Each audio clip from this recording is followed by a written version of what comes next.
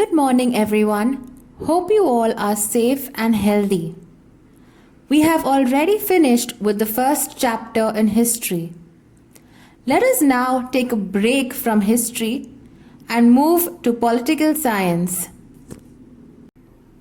Before we begin with the first chapter, let us all understand what political science is all about. Political science is a branch of social science that is concerned with theory, description, analysis, and prediction of political behavior, political systems, and politics. Why do we need to study political science? Political scientists study and explain government and legislative processes so that people can be better informed about policies that impact their communities, states, and the country. Political scientists help us to make informed decisions.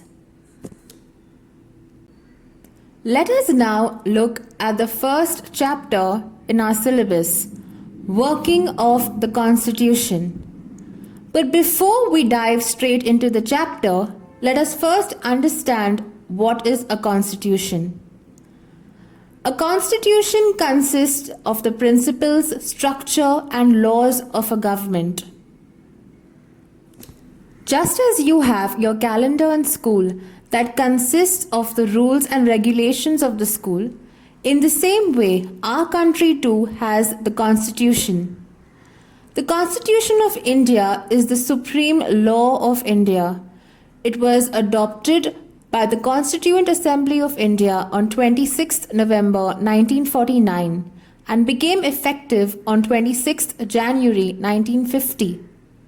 Since then, the government has been working in accordance with the principles of the Constitution. The Constitution declares India a sovereign, socialist, secular, democratic republic, assuring its citizens justice, equality, and liberty, and endeavors to promote fraternity. The Constitution is above all citizens in a country. Now that we've understood what a constitution is, let us dive deeper into the chapter.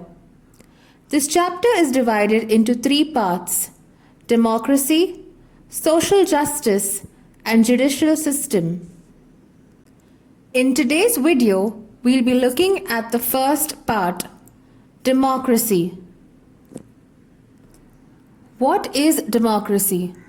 Democracy comes from the Greek words demos, meaning the people, and kratos, meaning rule.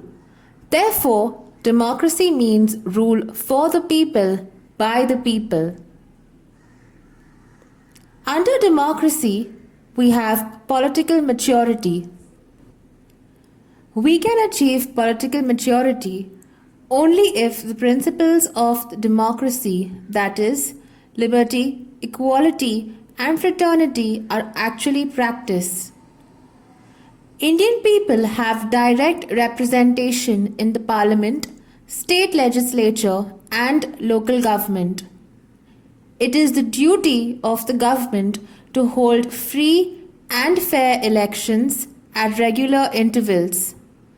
It is an important indicator of India's successful democracy. Along with all of these, the increase in the participation of people in political processes and political competitions shows that Indian democracy has become successful to a great extent. All these factors lead to political maturity in India. Because India is a democratic nation, we also have the right to vote.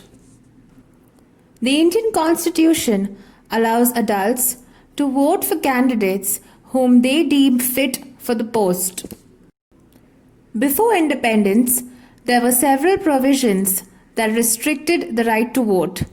However, all these provisions were cancelled after independence, and the Indian Constitution guaranteed adult suffrage, that is, the right to vote, by giving the right to vote equally to both men and women above the age of 21 years.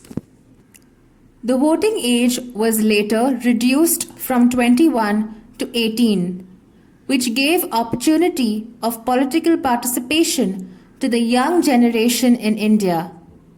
Such provisions have made India the largest democracy in the world.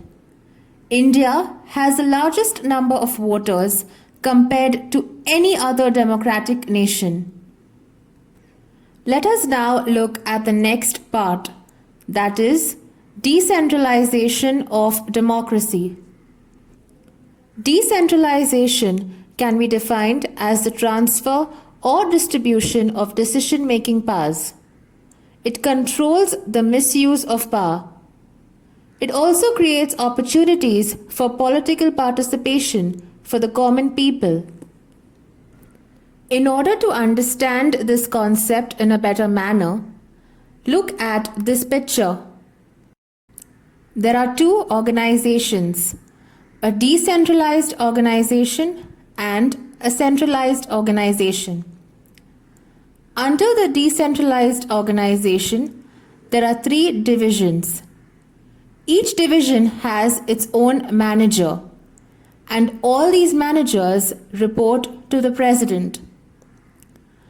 Under the centralized organization, there are three divisions as well, but those divisions don't have their own managers. Thus, all the divisions are directly under the supervision of the president. In India, the decentralization of power creates opportunities for political participation for the common people. The directive principles of state policy include the provisions for democratic decentralization. One such important provision is regarding empowering the local self-government make genuine democratic governance a reality. After independence, several attempts were made to achieve democratic decentralization.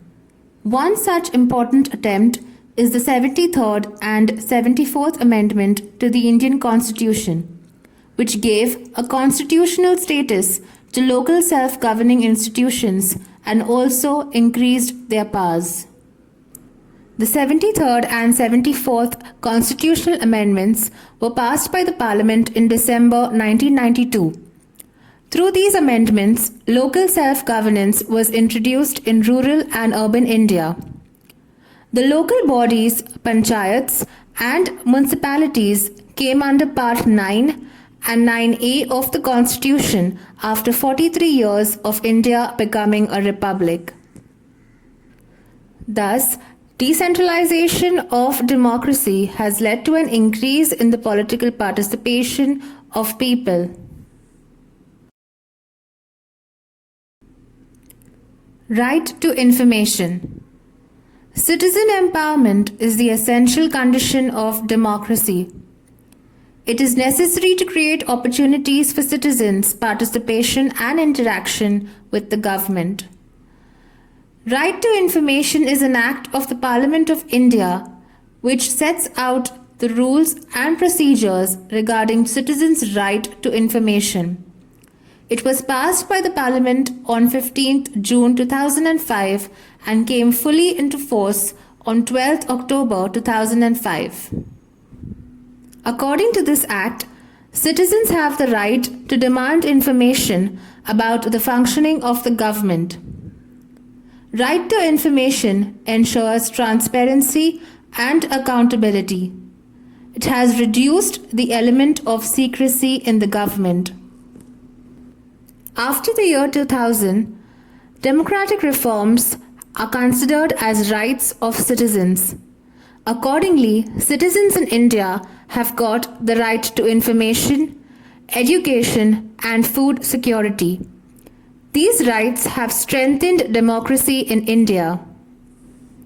With this, we come to an end to democracy. In the next video, we will look at social justice and the judicial system. Till then, stay safe, stay healthy.